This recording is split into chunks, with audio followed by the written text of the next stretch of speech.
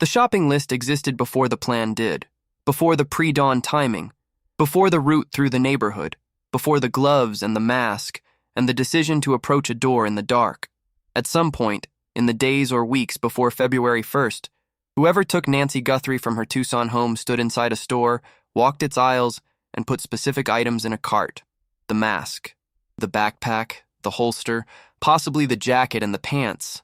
A collection of ordinary products from a store so common that most Americans drive past one without registering it as a decision. He chose Walmart. And that choice, more than almost any other he made that night, may be the one that defines how this investigation ends. What makes the Walmart connection analytically remarkable isn't just what investigators found. It's the density of documentation that surrounds every second a person spends inside that building.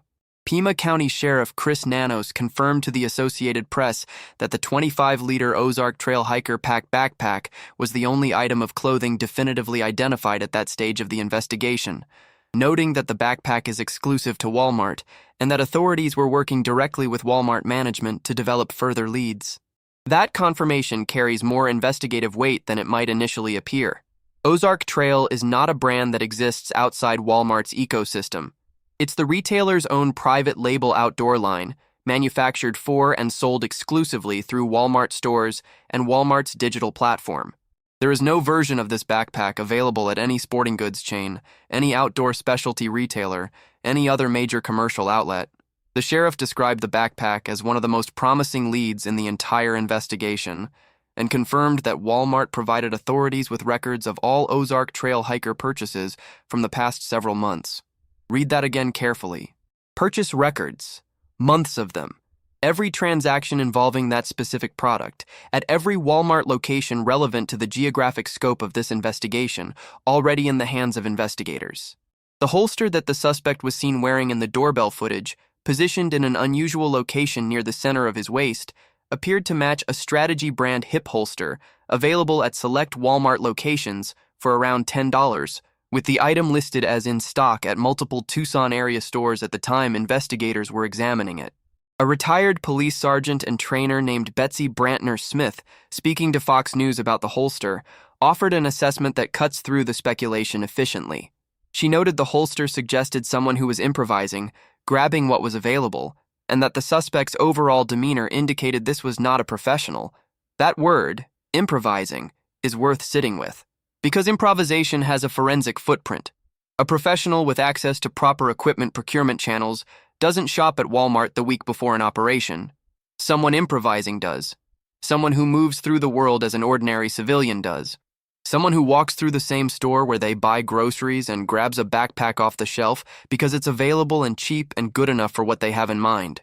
That behavioral pattern, choosing convenience over tradecraft, is itself a form of evidence. It describes the kind of person investigators are looking for with more precision than a height range does. Former FBI Deputy Director Andrew McCabe, analyzing the doorbell footage publicly, said that no person with law enforcement or military training would carry a firearm in a holster, positioned the way it appeared in the video, near the center of the body hanging off the belt. Steve Moore, a retired FBI supervisory special agent who also examined the footage, was more specific still. He noted that the suspect had a small semi-automatic pistol designed for concealment that he could have simply pocketed, but instead placed it in a holster made for a large frame revolver. The two items didn't even match each other. An untrained person, a civilian, someone who didn't know enough about firearms to recognize that the holster he bought didn't fit the weapon he brought. Every item in that equipment set tells the same story. Not a professional. Not someone with operational experience that generates different purchasing habits. Someone who went to one store and bought what looked sufficient for the task he was planning, without the knowledge base to understand what sufficient actually requires. That consistency isn't just psychologically interesting. It is operationally useful because it concentrates the investigative search within a specific retail ecosystem that is among the most thoroughly documented commercial environments in the country. Consider what modern Walmart surveillance infrastructure actually captures. Every register lane records transaction data tied to timestamp, store location, and items purchased, generating a record that exists in corporate systems whether or not the customer takes a paper copy. Every entrance, every exit, every aisle in a store of that size is covered by cameras that maintain footage archives for extended periods. The parking lot captures vehicles and license plates during the same windows as interior transactions. Walmart's loyalty programs, including the Walmart app and Walmart Plus membership, connect purchase history to customer accounts with names, addresses, and payment information attached. A person who paid cash for an Ozark Trail backpack still walked through multiple camera angles on their way to the register, still appeared in parking lot surveillance when they arrived and when they left, still exists as a visual record in the store's security archive regardless of whether they used a card. Investigators were actively reviewing surveillance footage from local Walmart locations as part of the investigation. That's not a passive review of available material. That is investigators who already have a specific SKU number for a specific product, a specific time window representing the weeks or months before February 1st, and a specific geographic cluster of stores in the Tucson area, cross-referencing every transaction involving that product against parking lot footage and interior camera angles. The transaction pool for a 25-liter black Ozark Trail hiker pack in the relevant time window at relevant locations is not infinite. It is specific. And each additional data stream, whether cell phone location records placing a device near a particular store, a vehicle visible in parking lot footage that also appears near Nancy's neighborhood, or a loyalty account connected to identifying information, narrows that pool further. Investigators were also canvassing gun shops throughout the Tucson area, asking whether anyone recognized the suspect or could help identify the specific weapon and holster visible in the footage. Sheriff Nanos described the holster as having what he called pretty unique characteristics, suggesting investigators believed the item might be identifiable to someone with direct familiarity with firearms retail in the region. The outreach to gun shops represents a parallel track running alongside the Walmart investigation, two commercial environments being worked simultaneously toward the same convergence point. Nancy Ellen Long Guthrie was born January 27, 1942, in Fort Wright, Kentucky. She was 84 years old when she disappeared. She had lived in the Tucson area for more than 5 decades, having moved there with her family in the early 1970s. She was married to Charles Guthrie until his death at 49 during a mining exploration trip in Mexico in 1988, after which she raised 3 children on her own, Savannah, Annie, and Cameron. She built a life measured in decades of Sunday services at St. Andrew's Presbyterian, card games with her daughter's family, and grandchildren who, in Savannah's own telling, covered her with affection every time they saw her. Authorities expressed concern throughout the investigation about Nancy's health, noting that she required daily medications and had a pacemaker, along with documented heart conditions including high blood pressure. She couldn't walk 50 yards unaided. She was mentally sharp and fully aware of everything happening around her, according to how Sheriff Nanos described her to reporters. The physical limitations were real and documented. The person who planned an operation involving her had to have known or discovered those limitations in advance. She was last seen on the evening of January 31st, dropped off by her son-in-law Tommaso Cioni after dinner at her daughter Annie's house. Her garage door closed at approximately 9:50 p.m., according to the digital timestamp presented by investigators at the February 5th press conference. That closing door is the last verifiable normal moment before the record of her ordinary life stops and the record of what happened to her begins. At approximately 1:47 a.m. on February 1st, the doorbell camera at her home disconnected. At 2:12 a.m., one of the home's camera systems registered a person near the property. The footage wasn't available initially because Nancy didn't have an active subscription to the Nest cloud storage service. Investigators partnered with Google, which owns Nest, and through significant technical effort recovered previously inaccessible footage from residual data stored in back-end systems. That recovered footage became the evidentiary foundation for everything the Walmart investigation is now built on. On February 16th, Sheriff Nanos officially cleared every member of the Guthrie family, including all siblings and their spouses, as possible suspects, stating that the family had been nothing but cooperative and gracious, and that they were victims in this case.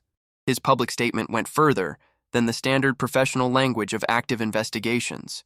He addressed the media directly, told them to stop speculating about the family, used language that reflected not just investigative conclusion, but genuine frustration with how a grieving family was being treated while they waited for answers. The force behind that statement reflects the evidentiary confidence that supported it. Investigators didn't clear the family as a procedural courtesy.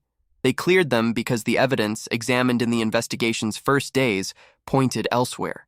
Where it points is toward a retail transaction, toward a specific product, toward a specific store, toward a specific person who walked through Walmart's doors sometime before February 1st and selected one by one the items that investigators can now identify in seconds of doorbell camera footage.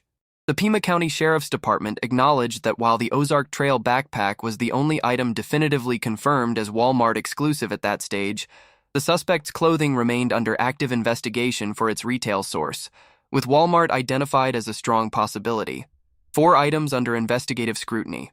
1 definitively confirmed Walmart exclusive. 3 others believed purchased there or actively being traced there.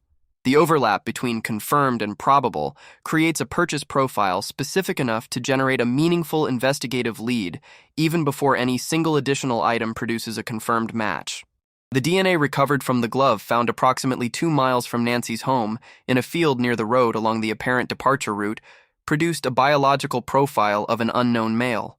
That profile was submitted to CODIS, the FBI's combined DNA index system, containing more than 19 million offender profiles nationally and more than 434,000 profiles from Arizona alone. The comparison returned no match. No prior criminal record, no prior arrest generating a DNA sample in the system. A person who had never before entered the database that would have identified him immediately. But CODIS is one pathway, not the only one. Genetic genealogy, the same methodology that identified the Golden State Killer after more than 4 decades and led investigators to Brian Kohberger in the Idaho student killings, begins exactly where CODIS ends. The process converts forensic DNA into code, enters it into a database containing samples from several million people, and builds a family tree from the resulting genetic markers.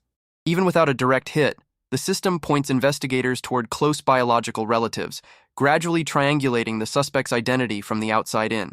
C.C. Moore, a genetic genealogist who spoke to the Today Show about this specific case, said that if she were in the suspect's position right now, she would be extremely concerned. The Walmart investigation and the DNA pathway aren't running in parallel isolation. They're moving toward the same person from different directions. If the genetic genealogy process produces a name, investigators can immediately cross-reference that individual against Walmart's purchase records for the specific items documented in the footage. If the retail investigation identifies a specific shopper through transaction data and surveillance, that person's biological material can be compared against the profile from the glove. A name that surfaces independently in both systems isn't a lead. It's a case. What the holster tells investigators behaviorally deserves more attention than it has received publicly. The holster was in stock at only 2 of more than a dozen Tucson-area Walmart stores as of mid-February, according to inventory data from Walmart's own site. Fewer people bought that specific holster than bought the backpack. The transaction pool for that item at those specific locations in the relevant time window is smaller than the backpack pool alone. The investigative intersection of both items purchased within the same retail ecosystem by the same person narrows the candidate pool further than either item generates independently. More than 400 investigators were working the case as of mid-February, running down thousands of tips across multiple jurisdictions. The volume of tips generated by the footage release, more than 4,000 calls in the first 24 hours according to the sheriff's office, created an investigative challenge as much as an opportunity. Not every tip reflects genuine recognition, but the Walmart evidence trail provides the filter that makes the relevant tips identifiable.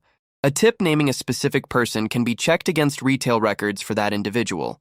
A retail record pointing toward a specific purchaser can be checked against incoming tip submissions mentioning that person. The intersection is where the evidence becomes actionable. Someone who knows the person who carried that backpack to Nancy Guthrie's door has been living alongside that knowledge for 16 days. They may have seen the footage. They may have recognized something in the way he moves, the equipment he uses, a conversation they remember now that they wish they could unhear. The retail evidence creates the verification framework that elevates their information from a tip to a lead. They don't need to know everything. They need to know one specific thing that connects to what investigators already have in hand. The shopping list still exists in the system.